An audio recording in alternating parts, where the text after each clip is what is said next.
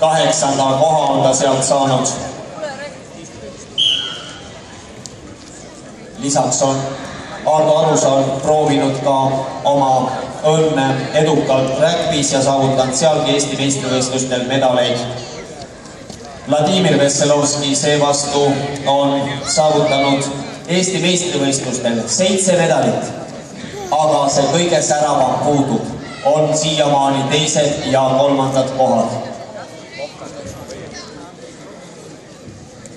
Ardo Arusaar sündinud 88. aastal ja Vladimir Vesselovski 1985. aastal. Peale seda kohtumist on täna jäänud veel 2 kohtumist naistemaadluse raskem ots ja raskekaal meeste hulgas. Nii et 3 kohtumist veel täna õhtul lõpuni.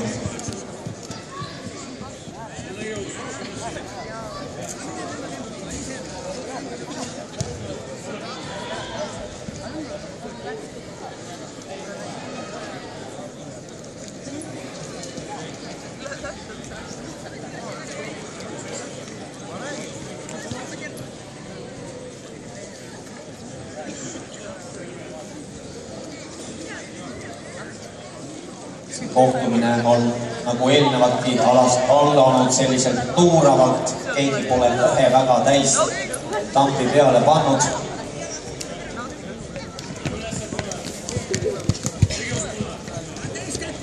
Ai! Ja tulid esimesed punktid, Ardo Arusaar läks 2-0 ette.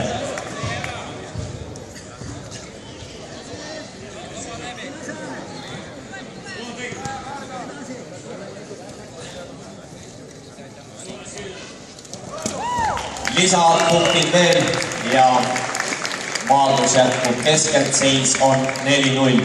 Tuletame meelde, et puhtaks võitmiseks, ülekaalukaks võiduks oleks punktide vahet vaja 8 punkti.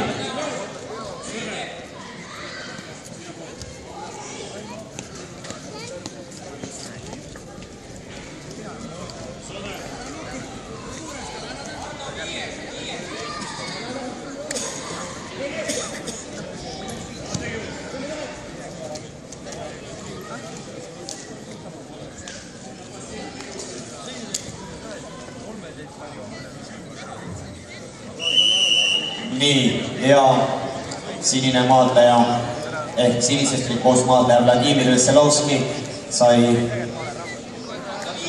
passiivse maadluse eest hoiatuse ja nüüd peab ta siis maadlema allpool korteris.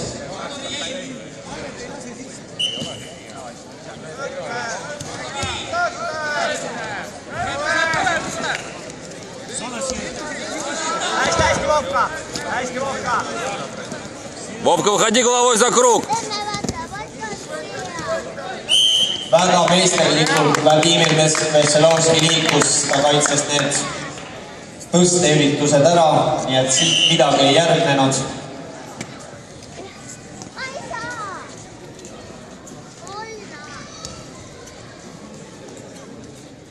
Ja ongi aeg läbi. Ardo Arusaar ja Vladimir Vesselovski Villi Olumets treeneritena.